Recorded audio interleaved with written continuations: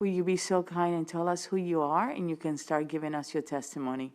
Sure. I'm Laurie Calhoun, and good afternoon. I'm here to speak in support of House Bill 220, the Maryland Defend the Guard Act.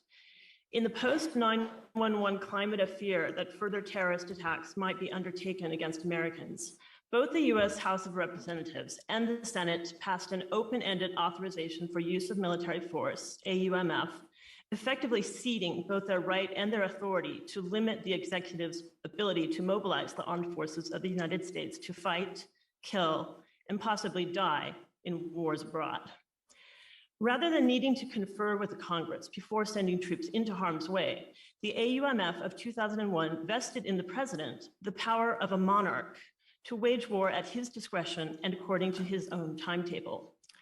With the unlikelihood that either the president will cede his war-making powers back to the legislative branch or the Congress will demand that they be returned, House Bill 220, currently under consideration, would provide the restraint needed to prevent the Maryland National Guard from being deployed in combat missions abroad at the executive's caprice by requiring that the U.S. Congress pass an official declaration of war.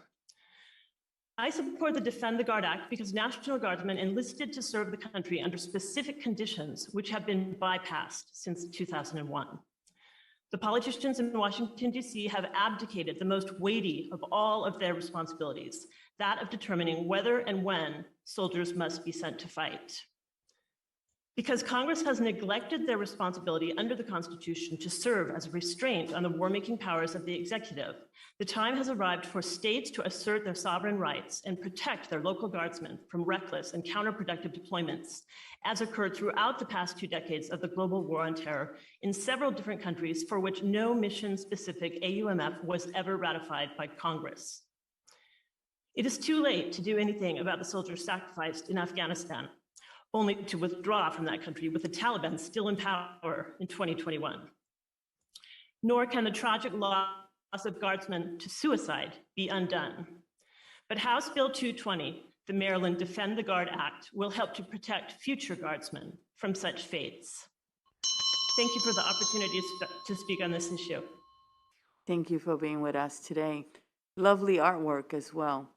Are there any questions for this witness? Seeing none, thank you for your time. We really appreciate it.